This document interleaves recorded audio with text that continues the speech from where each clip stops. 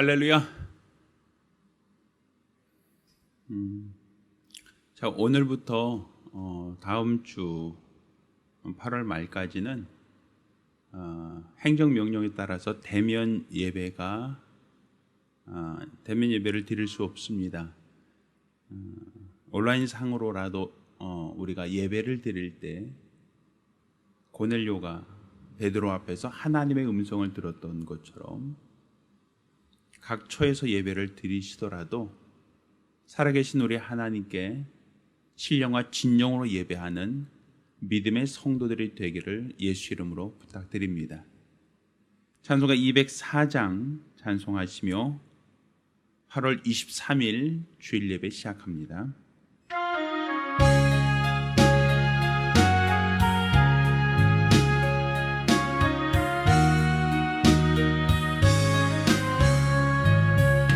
예수로 나의 구주 삼고 성령과 피로써 거듭나니 이 세상에서 내 영혼이 하늘의 영광 누리도다.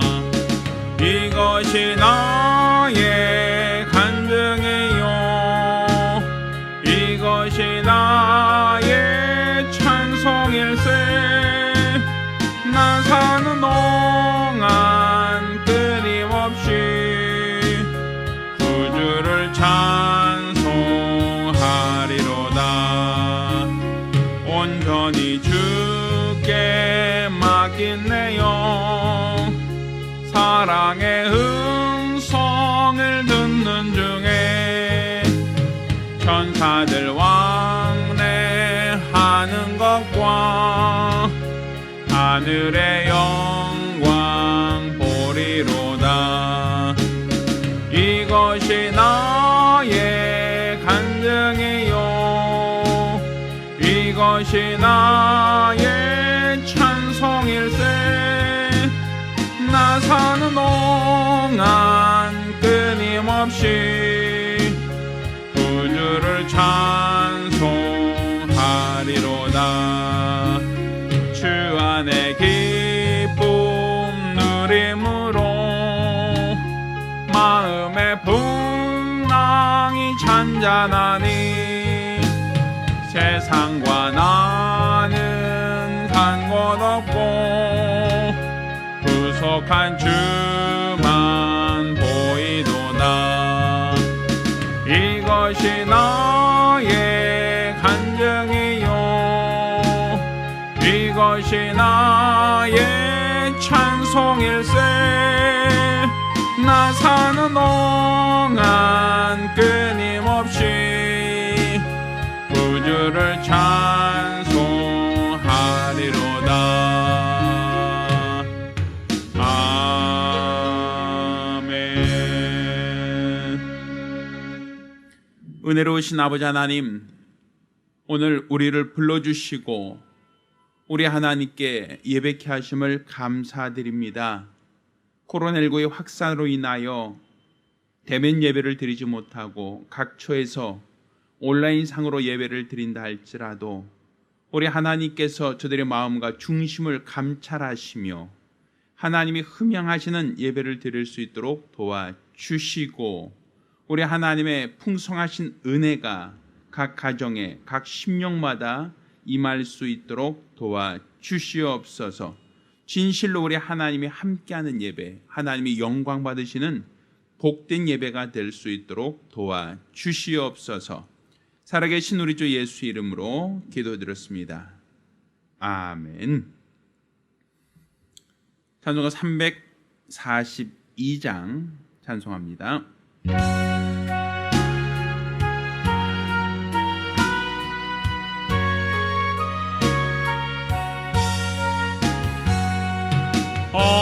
어려운 일 당할 때 나의 믿음 적으나 의지하는 내 주를 더욱 의지합니다. 세월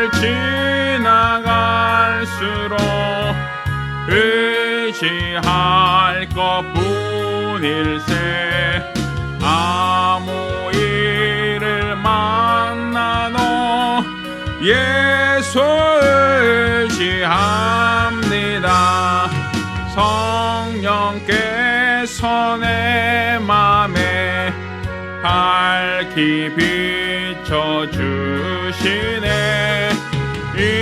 인도하심 따라서 주만 의지합니다. 세월 지나갈수록 의지할 것뿐일세.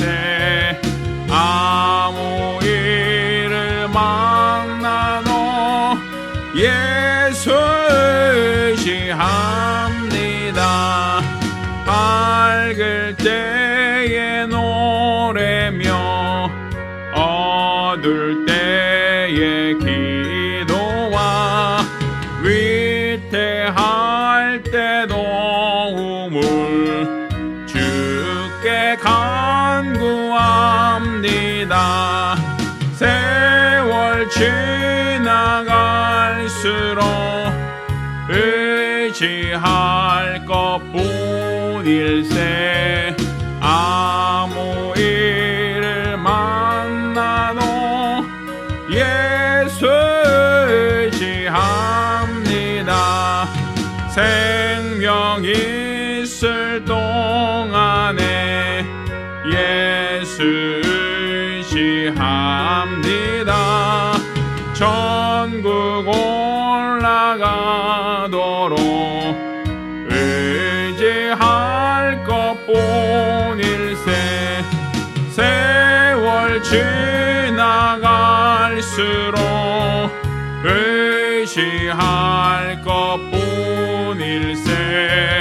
아무 일을 만나도 예수 의지합니다.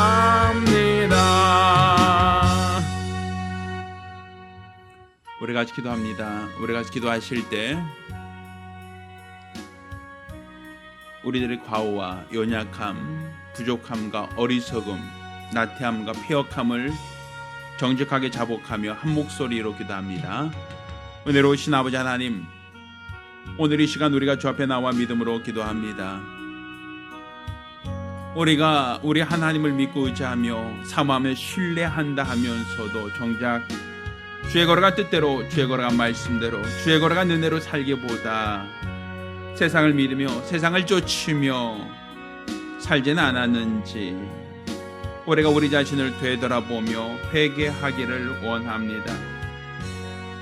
우리 하나님께서 우리들의 죄를, 우리들의 허물을, 우리들의 어리석음과 연약함을 불쌍히 여겨주시고 도말하여 주시기를 원합니다. 온전히 우리 하나님 아버지만을 믿고 의지하며 따르고 순종하는 거룩하고 복된 성도들, 믿음의 사람들이 되어져 가기를 원하오니 우리 하나님께서 크신 은혜를 더하여 주시옵시사. 오늘 우리가 드리는 이 예배를 받아주시고 하나님께서 예배를 주장하여 주시기를 원합니다. 우리들은 모든 죄가 주홍빛같이 진하다 할지라도 흰눈같이 희게 도와 주시옵소서. 우리가 우리 하나님보다 세상을 의지하며 살던 우리 연약함과 어리석음을 다 내려놓고 우리 하나님만을 찾으며 하나님만을 의지하며 하나님만을 사모하며 신뢰하며 온전히 우리 하나님만을 의지하며 살기를 원하오니 우리 하나님께서 크신 은혜를 더하여 주시옵시사. 오늘 드리는 이 예배가 우리 하나님께 상달되며 우리 하나님을 기뻐하는 거룩한 예배, 참 예배가 되어질 수 있도록 도와 주시옵소서. 우리들의 모든 어리석음을 불쌍히 여겨주시고 우리들의 모든 폐역함을 불쌍히 여겨주시며 온전한 믿음과 마음과 열심으로 우리 하나님께 영광 돌려 믿음을 고백하고 사용되어지기를 원하오니 우리 하나님께서 큰 은혜를 더하여 주시옵소서. 날마다 우리 주 예수 안에 거하는 믿음과 열심이 낫도록 도와 주시옵소서. 도와 주시옵소서.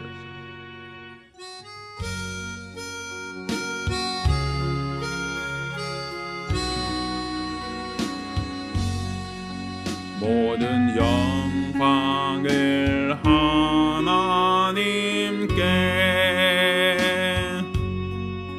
모든 영광을 하나님께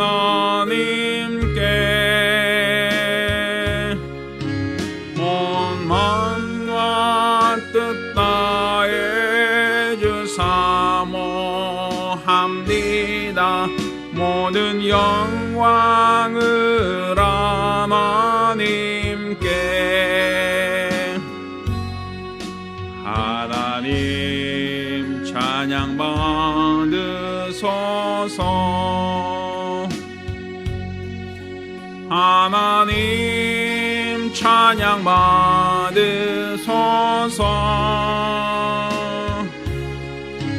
온 마음과 뜻 다해 주 찬양합니다.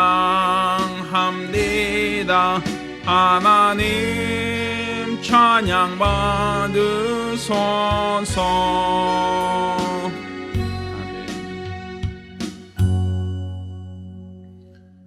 은혜로우신 아버지 하나님, 우리가 원근 각지에서 예배를 드린다 할지라도 우리 하나님께 나올 때 예물을 드려 믿음을 고백한 자들을 기억하여 주시기를 원합니다.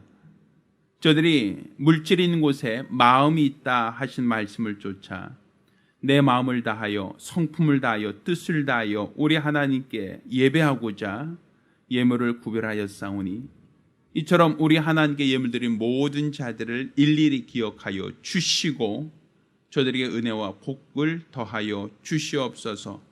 수입의 10분의 1 구별하여 예물 드린 손길을 복 주시고 매월 작전으로 월점 드린 손길도 복 주시길 원합니다.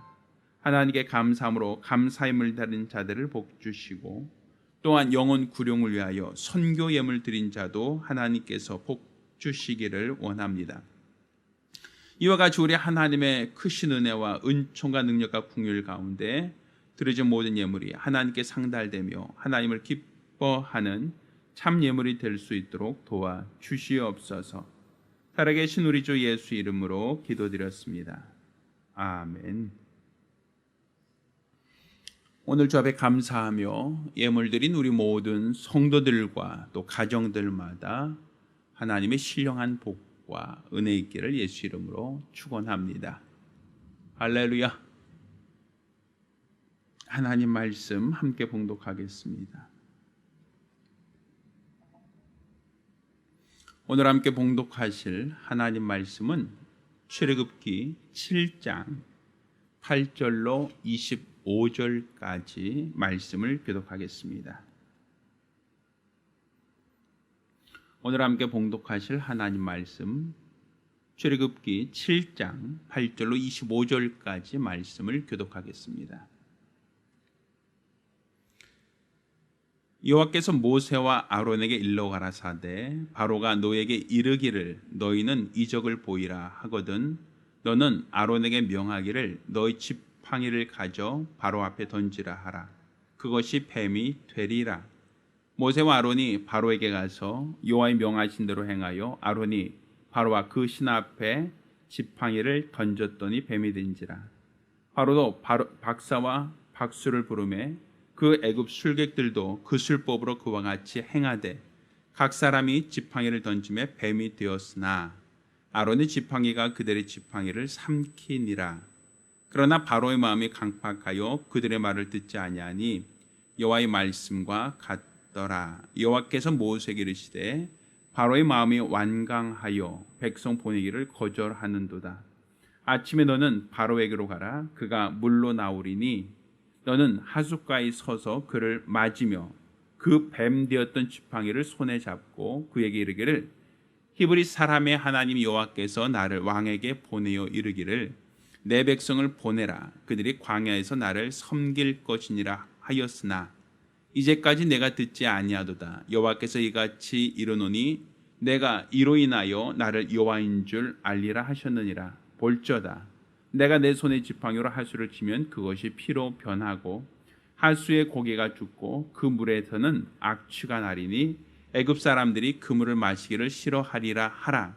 여호와께서도 모세에게 이르시되 아론에게 명하기를 내 지팡이를 잡고 내 팔을 애굽의 물들과 하수들과 운하와 뭇과 모든 호수에 표라하라. 그것들이 피가 되리니 애굽 온 땅에와 나무 그릇에와 돌 그릇에 모두 피가 있으리라. 모세 아론이 여호와의 명하신 대로 행하여 바로와 그 신하의 목전에서 지팡이를 들어 하수를 치니 그 물이 다 피로 변하고 하수의 고기가 죽고 그 물에서는 악취가 나니 애굽 사람들이 하수물을 마시지 못하며 애굽 온 땅에는 피가 있으나 애굽의 술객들도 자기 술법으로 그같이 행함으로 바로의 마음이 강팍하여 그들을 듣지 아니하니 여호와의 말씀과 같더라. 바로가 돌이켜 궁으로 들어가고 그 일에 간념하지 아니하시고 애굽 사람은 하수물을 마실 수 없으므로 하숫가루를 두루 파서 마시물을 구하였더라. 여호와께서 하수를 치신 후 7일이 지나니라. 아멘. 할렐루야. 할렐루야. 자, 오늘은 본토 친척 아비집을 떠나라는 제목으로 하나님 말씀을 함께 나누겠습니다. 하나님은 우리를 의의 길로 인도하시는 선한 목자이십니다. 우리가 하나님을 목자라고 하는 것, 하나님을 선한 목자라고 하는 것은 우리가 그분이 기르시는 양, 우리는 그분이 인도하시는 그의 양이 되었다라는 고백입니다. 따라서 이사야 선지자가 말하고 있는 것처럼 우리가 각기 제 길로 가는 어리석은 행위, 우리의 죄악을 우리는 다 포기해야 됩니다. 양은 목자를 떠나서는 살 수가 없는 존재입니다. 양은 스스로 자기가 길을 알고 찾아갈 수 있는 능력이 없는 존재입니다. 따라서 우리의 목자 되신 하나님이 인도하시는 대로, 목자 되신 하나님이 우리를 이끄시는 대로 따르는 것, 쫓는 것, 그것이 우리의 신앙생활이고 우리가 가져야 될 믿음이기도 합니다. 하나님께서는 이스라엘 백성을 애굽 땅에서 이끌어내어 가나안 땅으로 인도하시겠다라고 말씀하셨습니다. 이것은 마치 하나님이 아브라함을 부르실 때 아브라함에게 너는 본토 친척 아비집을 떠나 내가 너에게 지시할 땅으로 가라라는 하나님의 말씀과 같은 맥락으로 이해할 수 있어야 됩니다. 여기서 말하는 본토 친척 아비집이라는 것은 어떤 특정한 장소나 아니면 특정한 어떤 친인척, 인간관계를 떠나라라는 의미로 우리가 말씀 자체를 이해할 수 있겠지만 사실 여기서는 본토 친척 아비집이라는 것은 그냥 어떤 특정한 장소를 떠나라 혹은 인간관계를 너희가 끊고 나를 따라와라 이런 어떤 관계, 이런 것으로만 설명할 수는 없습니다. 여기서 말하는 본토 친척 아비집이라고 하는 것은 결국 지금까지 너희가 믿던 것, 지금까지 너희가 의지하던 것, 지금까지 너희가 신뢰하던 그 모든 것들을 다 내려놓고 포기하고 주님을 따르라는 겁니다. 그러니까 사실 많은 사람들이 우리 주님을 따른다라고 할 때 지금까지 내가 소중하게 여기던 것, 지금까지 내가 의지하던 것, 지금까지 내가 살던 모든 것을 다 포기하고 주를 따른다라고 하는 것이 쉬운 생각이고 쉬운 판단이겠는가? 그렇지만 하나님께서는 분명 아브라함에게 너는 본토 친척 아비집을 떠나 내가 너에게 지시할 땅으로 가라 하셨던 것처럼 하나님이 모세를 중보자로 세워서 이스라엘 백성을 애굽에서 이끌어내실 때도 똑같은 맥락으로 하나님께서는 그들에게 본토와 친척과 아비집을 떠나기를 원하셨던 겁니다. 여기서 말하는 본토 친척 아비집이라는 것은 애굽 땅을 버리라는 겁니다. 애굽의 그 풍부하고 기름진 땅, 그 땅을 버리라는 것이죠. 그러니까 사실 광야라고 하는 것은 애굽처럼 비옥한 땅이 아닙니다. 그러니 그들이 애굽에 살던 그들을, 애굽에서 풍성한 곡식과 풍성한 물을 마실 수 있는 그들이 모세를 따라서 광야로 나오면 마실 물도 풍성한 곡식도 그들은 얻을 수가 없죠. 또 이런 어떤 곡식을 얻는다라는 것을 그냥 막연히 곡식을 얻는구나 라는 개념으로는 보지 마시고, 이것은 농경 신입니다. 사람들은 풍요한 것을 얻기 위해서 사람들은 신을 찾고 신의 도움을 구합니다. 특히 이스라엘 백성들은 애굽에서 430년이라고 하는 기나긴 기간을 지나다 보니까 그들이 인종적으로는 애굽 사람과 구별되어 있을지 몰라도 애굽 사람들의 풍습, 애굽 사람들의 종교, 애굽 사람들이 섬기는 그 신에 대해서 그들은 너무 잘 알고 있었다는 것이죠. 따라서 그들이 본토 친척 아비집을 떠나라고 하는 말씀은 마치 야곱의 아내 라헬이 야곱이 떠난다라고 할 때 드라빔을 숨겨서 가져 나오지 않습니까? 왜? 드라빔이라고 하는 그 가정신이 자기 남편에게 복을 주었다라고 생각하는 겁니다.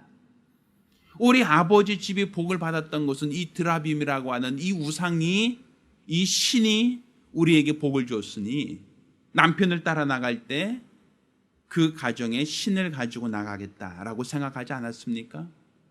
그것처럼 애굽이라고 하는 곳은 수많은 신들이 섬김을 받는 장소였습니다.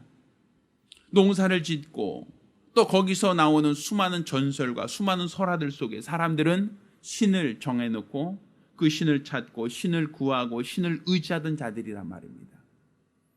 그러니 430년 애굽에서 태어나서 애굽에서 자라서 애굽에서 살아왔던 사람들에게 있어서는 애굽에 있는 수많은 신들, 애굽에서 섬기는 수많은 종교들이 그들에게는 낯설거나 생소하다라고 보기는 어렵단 말이에요.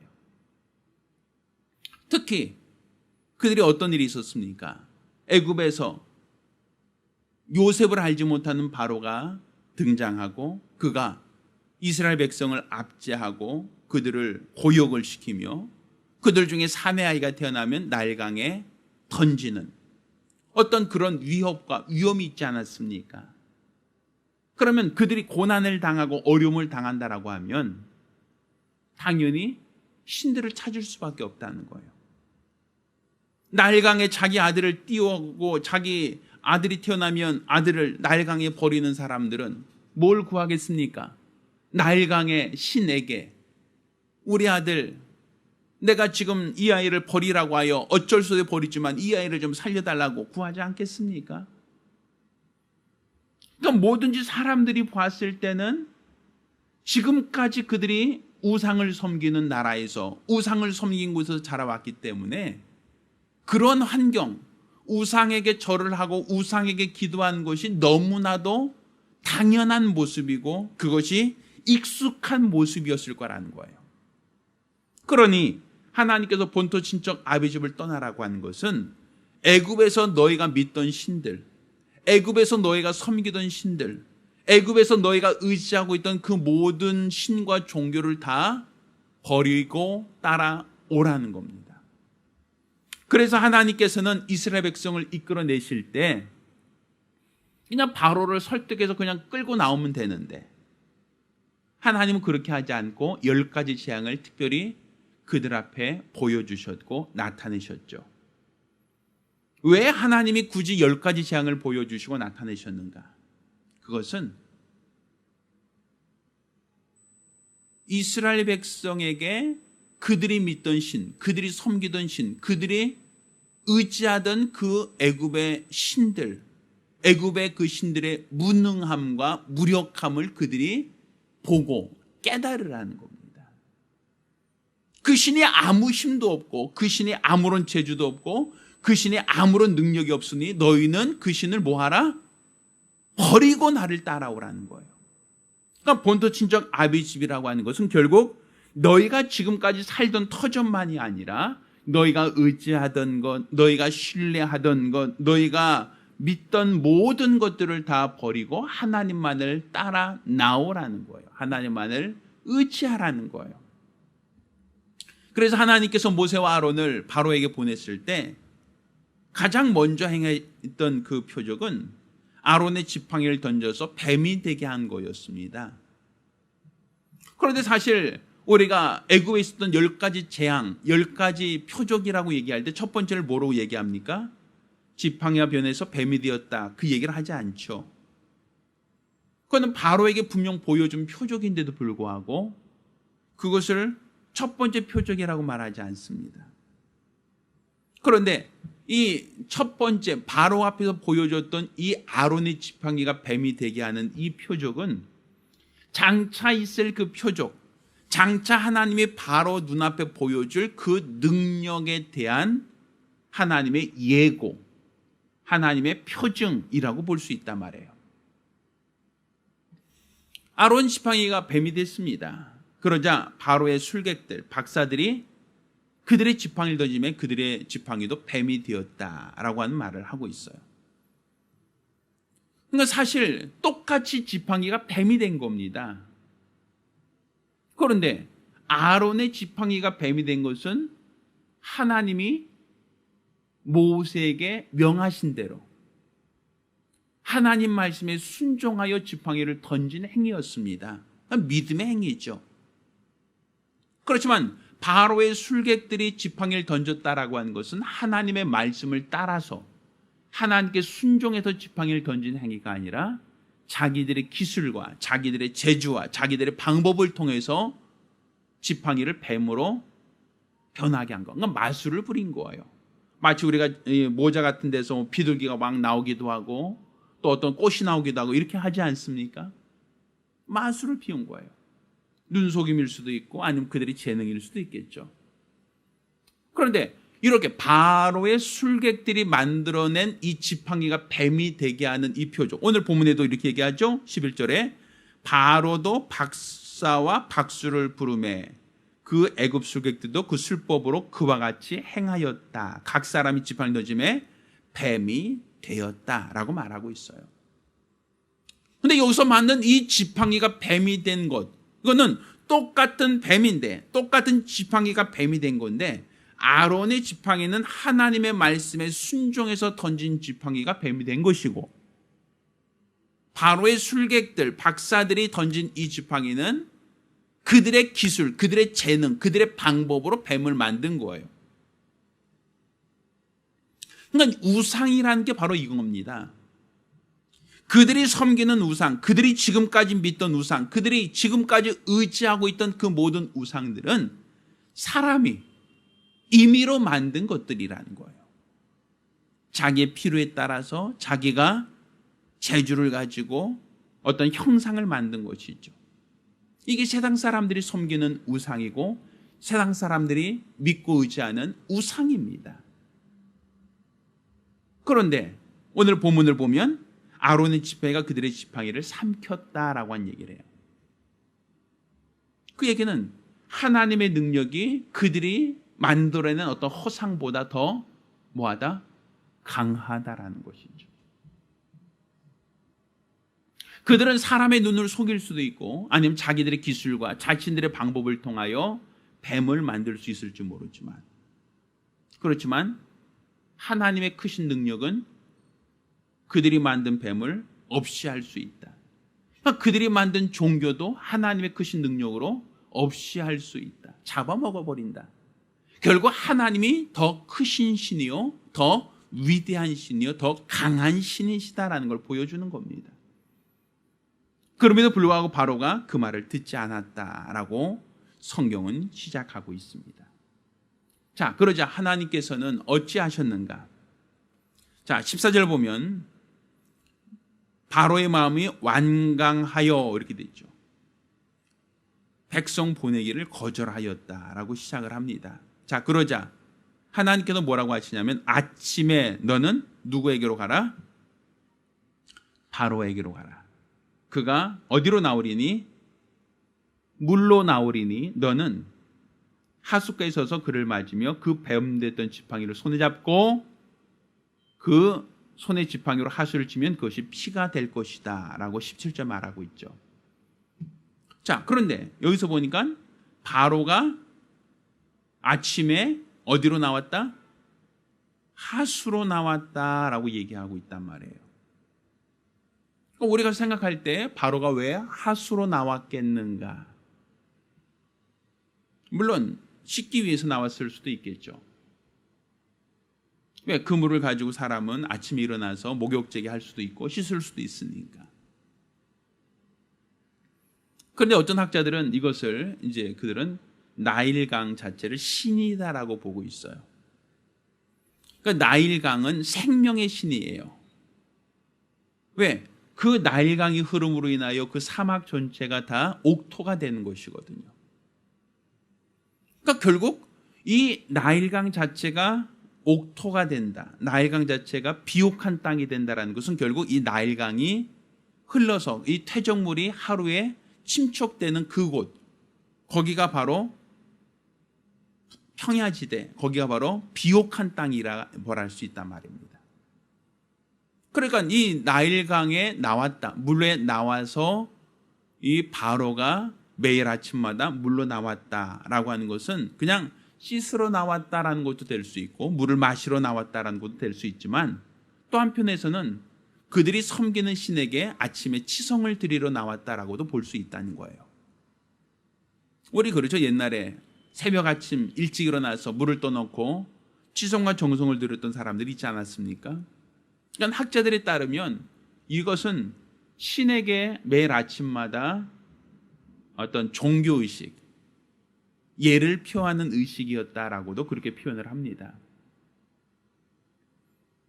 그러니까 결국은 그 비옥한 땅, 풍부한 땅, 물이 풍부함으로 말미암아 마실 수 있고 온갖 곡식이 자라게 하는 그 생명의 그 강에 나와서 바로가 그 신을 의지하고 그 풍요로움을 주신, 그 풍성함을 주신 신에게 감사하는 그 자리였다는 것이죠.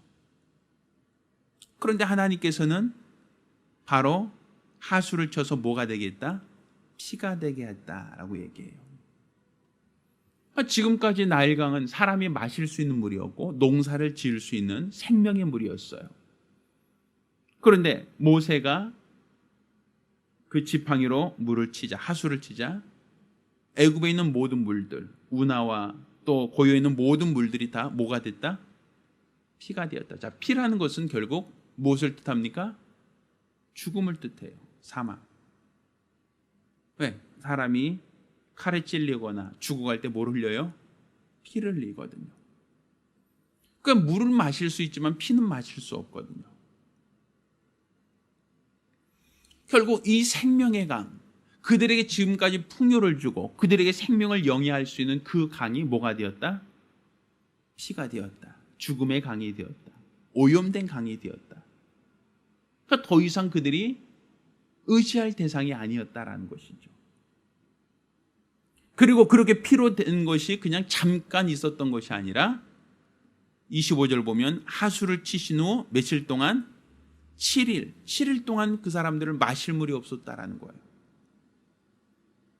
마실 물을 구할 수가 없었다라는 거죠. 굉장히 고통스러운 거죠. 그러면 그러니까 지금 이스라엘 백성들에게 하나님이 왜 그런 모습을 보여주시는가? 자, 그런데 오늘 본문을 보면 22절에 보니까 애굽의 술객들도 자기 술법대로 이와 같이 행함으로 바로의 마음이 강팍하였다. 자, 어떻게 했다는 겁니까? 물을 하수를 피로 변하게 한 그 사건을 애굽의 술객들도 어떻게 했다? 따라했다는 거예요. 흉내냈다는 것이죠. 마치 물에다가 물감을 풀면 빨간 색깔을 내듯이 바로의 술객들도 물을 어떻게 했다? 피로 변하게 하는 그 흉내를 냈다라고 얘기를 하고 있어요. 자, 그런데 우리가 분명히 알아야 할 것은 아론의 지팡이가 뱀으로만 된 게 아니라 하나님께서 아론에게 뱀의 지팡이를 다시 잡으라 할 때 그 지팡이 뭐가 됐어요? 뱀이 지팡이 됐죠. 또 하나님의 능력으로 애굽의 그 나일강이 피가 됐다라고 하는 것만을 말하는 게 아니라 피로 된 그 강을 어떻게 했다? 다시금 하나님은 이전으로 회복할 수 있었다라고 얘기해요. 그런데 바로의 술사들은 어떻게 합니까? 오염된 상태. 그러니까 지팡이가 뱀이 됐으면 그 뱀이 된 상태, 하수가 피가 됐으면 피가 된 상태이지 그 피를 다시금 물로 환원시키는 능력은 없다는 거예요. 그러니까 인간이 갖고 있는 그 능력, 인간이 갖고 있는 그 재능, 인간이 갖고 있는 이 방법이라는 것은 하나님과 동등하다, 하나님과 똑같다가 아니라 부족하다는 거예요. 연약하다는 거예요. 한계가 있다는 거예요. 최근 우리나라가 역점적으로 앞으로 향후 전 세계적인 어떤 발전, 코로나19 사태 이후에 전 세계적인 어떤 그 선도 그룹이 되기 위해서 적극적으로 투자하고 있는 것 중에 하나가 AI라고 하는 인공지능입니다. 인공지능, 그러니까 기계가 스스로 생각하고 스스로 판단하고 스스로 결정해서 스스로 일을 한다. 그걸 인간이 만들겠다라는 거예요. 그래서 그런 인공지능으로 우리가 유명했던 그 컴퓨터가 있었죠. 뭐였죠? 알파고. 알파고가 뭐였죠? 이세돌하고 바둑 뒀던 거 있었죠. 그런데 이세돌하고 바둑 두었던 그 알파고가 이세돌만 둔 게 아니라 전 세계에 있는 바둑 두는 모든 기사들하고 다 뒀어요. 그런데 백전백승이었어요. 이세돌한테 딱 한 번 지고 그 이후로는 다 이겼어요. 알파고라고 하는 그 프로그래밍이. 그런데 그 회사에서 그 알파고를 만든 그것을 싹 아웃시켜버리고 새로 AI를 만들었어요. 이 새로 만든 AI는 뭐냐면 그 알파고는 일부러 학습을 시킨 거예요.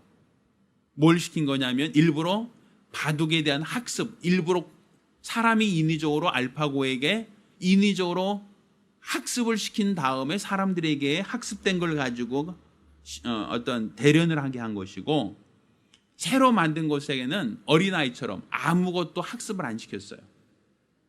아무것도 몰라요. 이 컴퓨터는 만들어 놨는데 아무것도 모르는 그냥 갓난아이처럼 만들어 놨어요. 백지 상태로.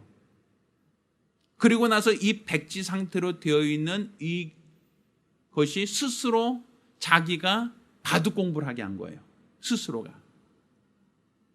그러니까 지금까지 알파고는 사람들이 데이터를 입력시키고 사람들이 입력한 데이터를 가지고 어떤 그 바둑을 뒀다면, 이렇게 새로 만든 그 컴퓨터는 사람들이 인위적으로 바둑을 가르치지 않고 그냥 백지 생태로 만들어낸 AI란 말이에요.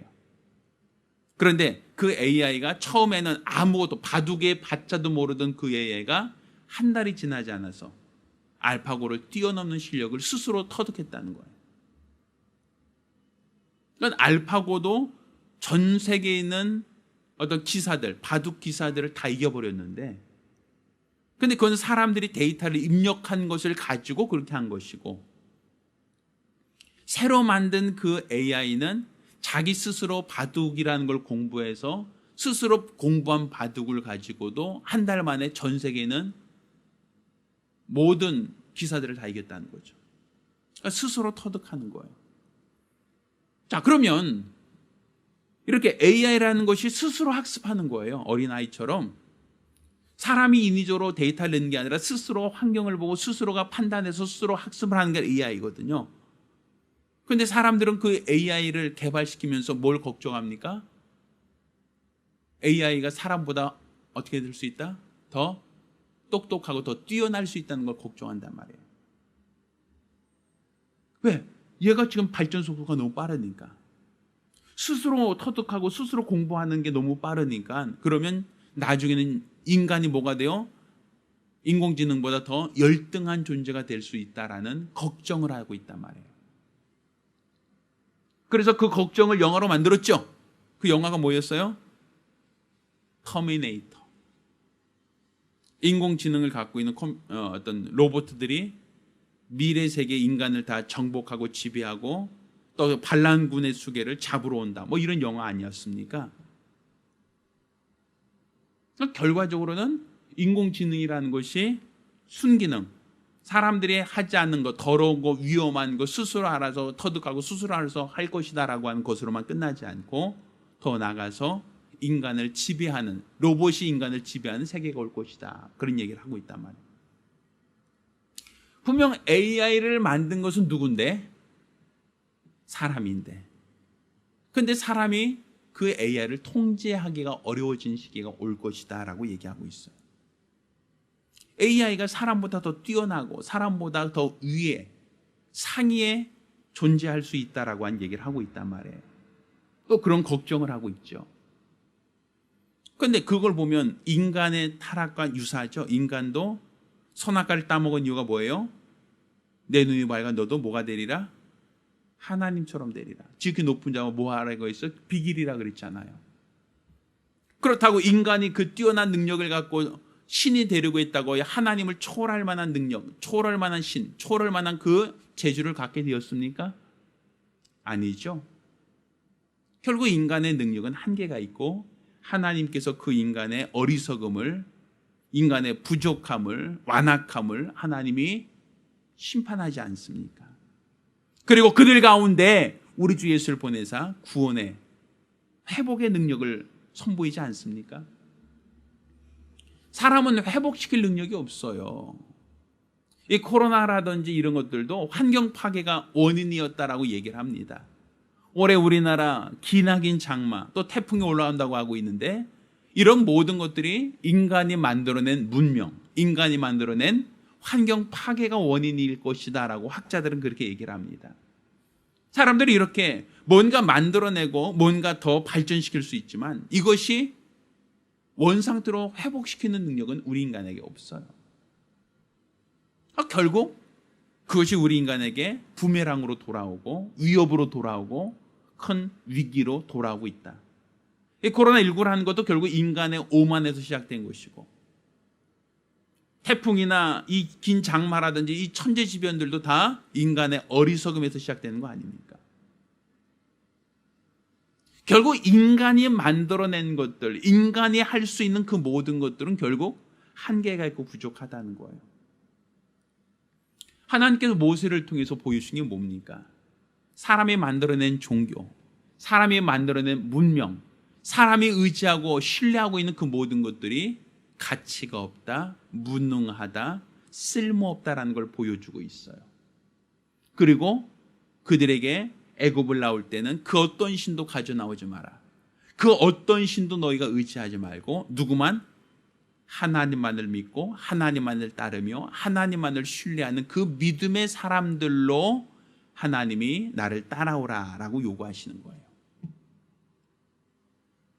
그러니까 지금 우리가 신앙생활한다라고 하는 것은 세상의 모든 것들보다 하나님의 능력이 더 크다라는 걸 믿으셔야 돼요.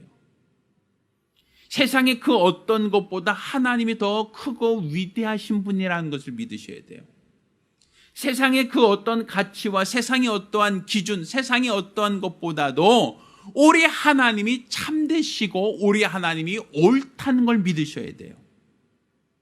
그 다음 지금 우리가 세상에서 무엇을 믿고 있는가? 지금 우리는 세상에서 무엇을 의지하고 있는가? 지금 우리는 세상에 살면서 무엇에 신뢰를 하고 있는가? 하나님께서 이스라엘 백성을 애굽에서 이끌어내실 때 10가지 재앙을 일으키고 그들이 지금까지 믿고 의지하던 그 모든 것을 버리고 오직 하나님만을 믿고 따라오게 하셨던 것처럼 하나님께서 이 시대에 이 수많은 재앙과 재난을 허락하시는 그 이유가 무엇이겠는가? 결국 이 세상을 믿지 말라는 거예요. 이 세상을 의지하지 말라는 거예요. 이 세상을 신뢰하지 말라는 거예요. 우리나라도 방역을 성공했다고 자평하고 자화자찬하던 나라 아니었습니까?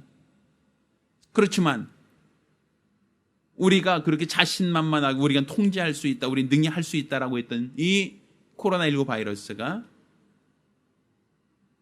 삽시간에 퍼지고 있고 또 누구의 책임이다, 누구 탓이다라고 하는 걸 떠나서 지금 우리나라 전국적으로 어떤 위기 상황이다라고 볼 수 있지 않겠습니까? 우리 인간의 힘은 제한되어 있다는 거예요. 우리 인간의 능력은 한계가 있다는 거예요. 부족하다는 것이죠. 그럼 지금 우리 하나님께서 이런 재앙을 보여주고 이런 현상을 보여주시는 그 이유가 무엇입니까? 사람을 믿지 말라. 사람을 의지하지 말라. 이 세상 것을 너희가 신뢰하고 세상 것을 너희가 따르고 세상 것을 의지하지 말라는 거 아닙니까? 다 버려라. 다 내려놓아라. 너희가 의지하던 것, 너희가 신뢰하던 것, 너희가 존중하던 모든 것은 모세성처럼 다 무너져 내릴 것이다 라고 얘기하고 있단 말이에요. 사람들이 아무리 댐을 만들고 뚝을 높이 쌓는다 할지라도 비가 내리면 어느 정도까지는 인간이 감당할 수 있지만 그 이상 비가 내리면 사람들은 그로 말미암아 뚝이 터지고 또 더 큰 재앙으로 나타나지 않습니까? 최근 뉴스에서 계속 지적하는 것 중에 하나가 중국에는 산사댐이라고 하는 아주 거대한 댐에 대한 얘기를 계속하고 있어요. 그 댐이 붕괴될 수 있다라고 하는 우려, 걱정을 하고 있죠. 산사댐 일대로 비가 너무 많이 내리다 보니까 결국 그 댐이 버티지 못하면 그 결과는 상상할 수 없을 만큼 큰 비극이 될 것이다 라는 얘기를 하고 있어요. 사람이 만든 것, 사람의 기술과 사람의 방법으로 만든 것, 이 모든 것들은 하나님의 행하신 그 능력 앞에는 아무것도 아니라는 거예요. 아론의 지팡이가 바로의 술객들이 만든 그 뱀을 집어삼켜버리듯 하나님이 행하시고자 하면 사람이 만들어 놨던 그 모든 것들은 하루아침에 다 무너지고 쓰러지고 사라질 수밖에 없다라는 것이죠. 따라서 우리가 지금 믿고 있는 것들, 의지하고 있는 것들, 신뢰하고 있는 것들, 존중하고 있는 것들, 이거 다 내려놔야 한다는 겁니다. 너희가 세상에서 믿던 모든 것, 너희가 세상에서 의지하던 모든 것, 세상에서 너희가 신뢰하던 그 모든 것은 너희를 지켜줄 수도, 너희를 보호할 수도 없다라는 것입니다. 그러니 너희가 애굽에서 나올 때는 다 버리고 나와라. 다 내려놓고 나와라. 그 어떤 것도 가져갈 수 없다라고 성경은 우리가 말하는 겁니다. 결국 지난번 댐이 붕괴되고 저수지 그 뚝이 터지니까 집들, 동네, 마을 다 순식간에 잠기지 않습니까? 지금까지 애써 수고하며 농사지었던 모든 것이 침수 피해를 당했다고 울먹이는 모습을 우리가 볼 수 있지 않았습니까? 내가 애쓰고 수고하고 노력했던 그 모든 것이 하루아침에 다 사라지고 소멸될 수도 있다라고 말하고 있지 않습니까? 그렇다면 우리가 이러한 때에 무엇을 배워야 하고 무엇을 우리가 깨달아야 되겠습니까? 지금 우리가 의지해야 될 대상, 지금 우리가 신뢰해야 될 대상은 우리 하나님이라는 걸 믿으셔야 됩니다. 그런데도 불구하고 최근에 비대면 예배만 허용되고 있습니다. 교회에서의 모임 자체도 부정적으로 다뤄지고 있죠. 이것이 과연 옳은 행동이고 옳은 결정이겠는가? 마치 교회가 모든 방역의 실패 원인, 교회가 코로나19를 확산시킨 주범으로 프레임을 짜고 그렇게 몰아가는 것이 과연 올바른 행위인가?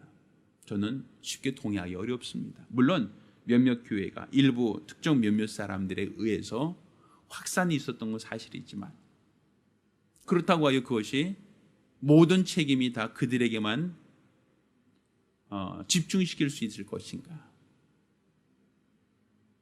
그건 옳지 않은 어떤 그 마녀 사냥이라고 그러죠. 그런 모습과 흡사하지 않을까라는 우려가 있습니다. 물론 저희에게도 비대면 예배로 지금 진행하고 있습니다만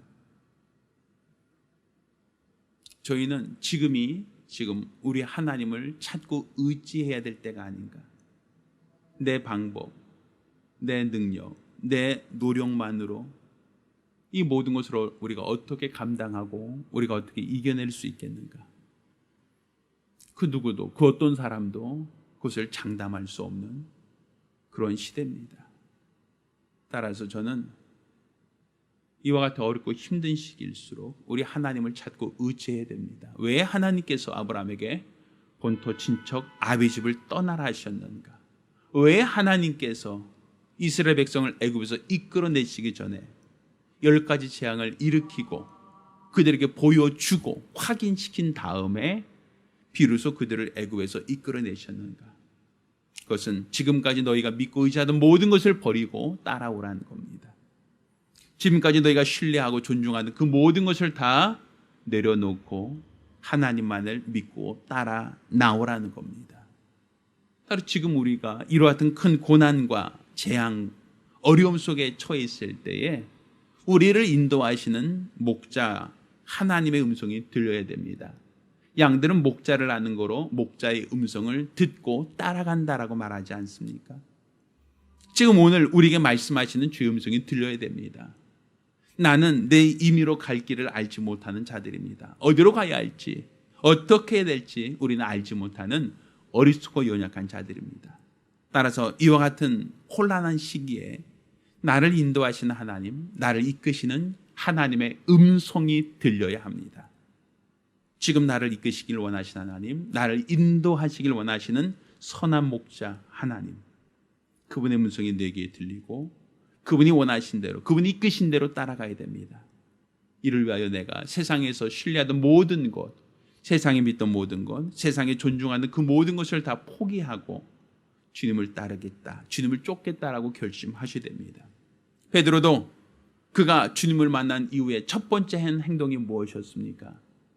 자기가 평생 업으로 삼고 있던 배와 그물을 버려두고 주님을 쫓았다라고 하지 않습니까? 지금까지 자신이 살아왔던 그 모든 것을 다 포기하고 주님을 쫓았다, 주님을 따랐다라고 성경은 말하고 있습니다. 이와 같이 우리도 이 시대에 어렵고 힘든 이 시기에 우리의 목자 되신 하나님, 그의 음성을 들어야 되고 그 음성을 따라, 그 음성을 쫓아 주님을 따르는 주님의 양무리가 되셔야 됩니다. 세상에 있던 모든 것을 내려놓고 주님을 따르는 거룩하고 복된 성도, 믿음의 사람들이 되시기를 예수 이름으로 축원합니다. 기도하겠습니다. 우리가 기도하실 때에 주여, 나로 세상에 믿던 모든 것 없어질 그날이 있고 세상에 신뢰하던 그 모든 것들이 사라질 그날이 있음을 우리가 알고 있사오니 우리가 세상 것을 믿고 의지하지 않게 하시고 우리 하나님만을 믿고 따르며 하나님만을 믿고 의지하는 믿음의 사람들이 될 수 있도록, 세상이 힘들고 어려운 일이 점점 더 많아질수록 세상에 믿던 모든 것을 내려놓고 주님을 따르고자 결심하는 성도가 될 수 있도록 한 목소리로 기도합니다. 은혜로우신 아버지 하나님, 우리 하나님께서 큰 은혜를 더하여 주시옵시사. 이와 같이 세상이 힘들고 어렵다라고 할 때 이 문제를 극복하고 해결하기 위하여 바로가 술수를 통하여 지팡이를 뱀을 만들고 하수를 피로 만들듯 무엇인가 만들려고, 무엇인가 자신도 할 수 있다라고 하는 오만과 거짓을 포기하게 도와 주시옵소서. 내가 무엇인가 할 수 있다고 여기는 그 모든 행위들이 얼마나 어리석고 연약한 것인지, 결국 그 어떤 것도 그들이 등에 해결할 수 없음을 우리가 알고 있습니다. 따라서는 왕이신 하나님, 우리 목자 되신 하나님, 우리가 그의 음성을 듣고 그를 따르기로 결심하고 결단하는 성도들이 될 수 있도록 도와 주시옵소서. 우리 안에 있는 모든 어리석음과 연약함, 미련함과 무지함을 다 내려놓고 하나님이 주시는 평안, 하나님이 주시는 위로, 하나님이 주시는 능력을 소유할 수 있도록 도와 주시옵소서. 목자 되신 우리 하나님을 따르며 그분을 믿고 의지하며 그가 앞서가신 길을 따를 수 있는 그의 양무리가 되게 도와 주시옵소서. 결단코 목자를 떠나 자기 임의로 자기 길로 각자 가려고 하는 어리석음과 제약을 다 포기하고 하나님만을 전폭적으로 믿고 의지하는 믿음으로 나아갈 수 있도록, 하나님만을 신뢰하는 그 믿음으로 세상을 능히 이길 수 있도록 도와 주시옵소서. 온전히 우리 하나님께서 우리와 늘 함께 하시고 도와주시며 지켜주시며 보호하시며 일평생 온전한 믿음으로 살아갈 수 있도록 역사하여 주시옵소서. 살아계신 우리 주 예수 이름으로 기도드렸습니다. 아멘. 할렐루야, 할렐루야. 우리 하나님만을 전폭적으로 믿고 의지하시기를 예수 이름으로 축원합니다.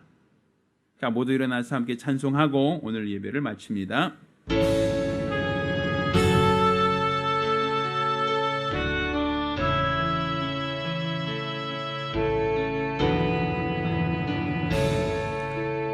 하늘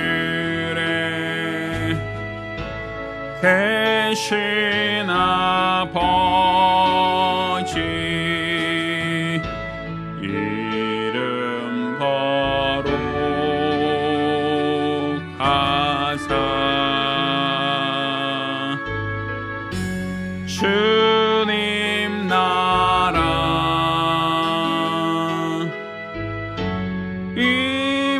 임하시고 뜻이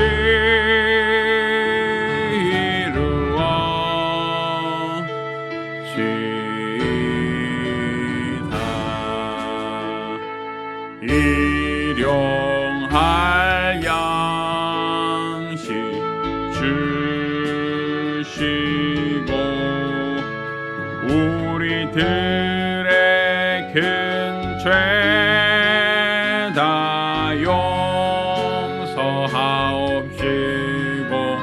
또 시험에 들게 마시고 악에서 구원하소서.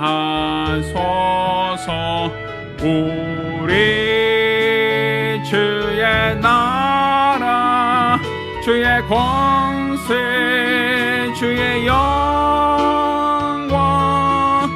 영원히